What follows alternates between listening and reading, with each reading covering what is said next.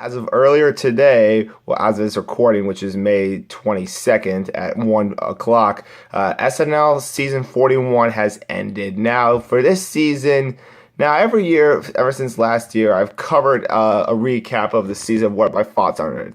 Now, last year was season 40, and it was a pretty decent comeback, especially from season 39. But what do I think of this season? I think it's slightly better than season 40. I mean, slightly. Okay, now, first of all, let's talk about what this show did right.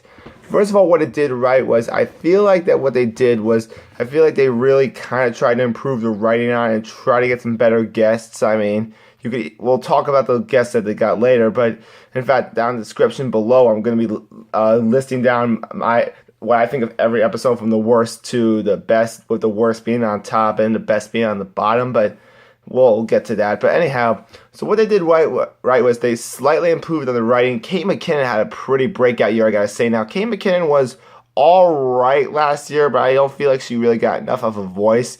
This year, I really think she broke out of her shell. I mean, she's been on the show for a while, but I feel like that she's been really proving herself that, yeah, she is a really funny woman.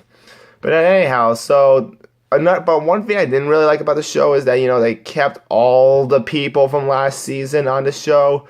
And I mean, a lot of them are funny and talented people, but I just feel like that, people like, I don't know, like, A.D. Bryant, Colin Jost, like, I feel like that they weren't really that funny. And like, A.D. Bryant got slightly better in season 41, but Colin Jost, he just kind of remained bland and uninteresting.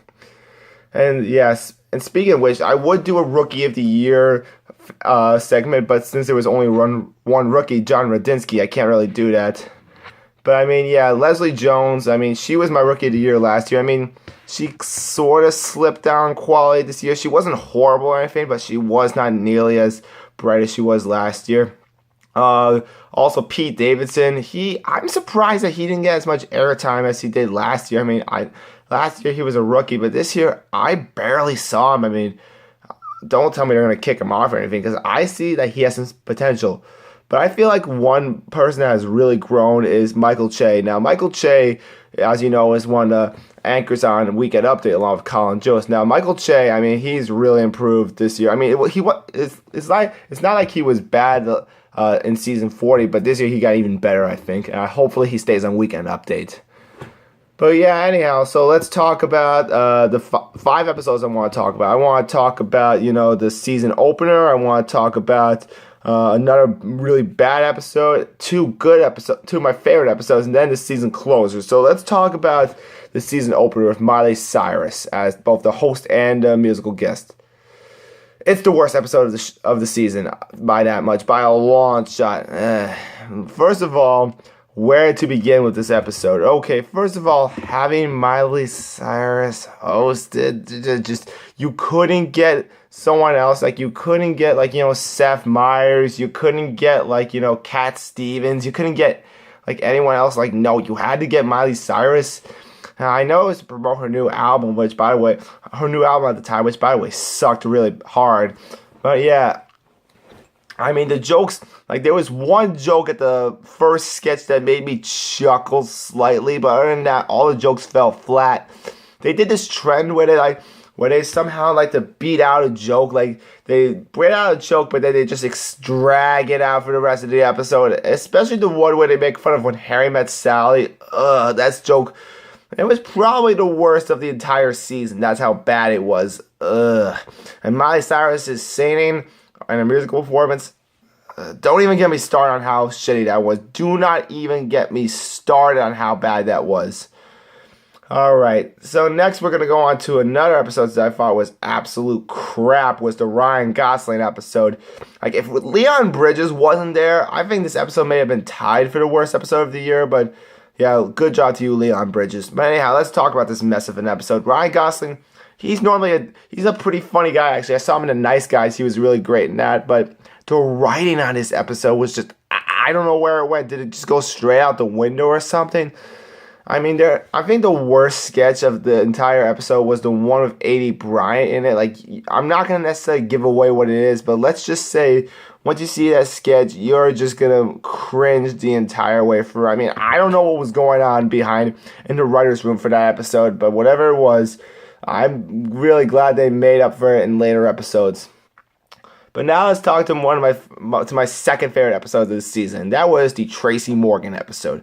Yes, after Tracey Morgan had his horrific accident on the Jersey Turnpike from a Walmart trucker, he comes back on this episode and he is not laugh out loud hilarious. I mean, alongside with Demi Lovato providing a good musical performance, Tracey Morgan just brings back all the classic days from back when he was on SNL, and he just shines it back on.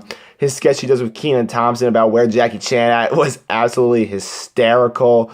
The sketch the 30 Rock montage they do at the beginning was just absolutely fantastic. And this was just a really heartwarming episode, and I loved it. And then let's see, my favorite episode of the entire season was the Tina Fey Amy Pohler episode. I just thought that was absolutely hysterical. Every joke, like every sketch, literally made me laugh in one way or another. And Bruce Springsteen, while he's not my favorite musical artist, I mean, he did do a good job, especially on the last song of Santa Claus is Coming to Town. That was just absolutely a fantastic way to close off the episode and to finish it off for 2015. And yeah, I feel like that's the best SNL episode I had seen in a very long time. But now let's talk about the closing episode, the Fred Armisen and Courtney Barnett episode. That was meh. I mean, Fred Armisen's performance, meh. Courtney Barnett, meh. The writing, meh. I mean, that episode, again, it's not the worst episode of this season, but there are certainly better episodes out there. I mean, Fred Armisen, I had some expectations for him, but after coming back from his original days on SNL, I mean, the sketch with Jason Sudeikis, I will say that was pretty funny, and also the scene where they parodied Dead Poets Society. I mean, if it weren't for that sketch, I mean, this episode would have been probably a lot lower ranking, like on my list, and you'll see in the description. But I mean, thanks to that sketch, that was just, it nailed it on the head. Also, one last thing I want to talk about before I end this. The Hillary Clinton impersonations from Kate McKinnon, absolutely hilarious. Larry David as Bernie Sanders was absolutely great. So was his hosting gig, too. That was really funny, too. Donald Trump's hosting gig, that was mediocre, along with Sia's performance. Yeah, also seeing Bernie Sanders and Hillary Clinton live, actually, that was really funny to see. Maya Rudolph's appearances were also enjoyable to see. Yeah, so if there's any other episodes you want me to talk about more deeply, since I didn't cover like the last 6 episodes, which, by the way, when SNL season 42 starts up, I'm going to be reviewing every episode like the day after it comes out. And so, yeah, I'll make sure to do that. But, yeah, this season, I'm going to give this a score of 7.5 out of 10. So, till again, this is White Ray signing off. Bye.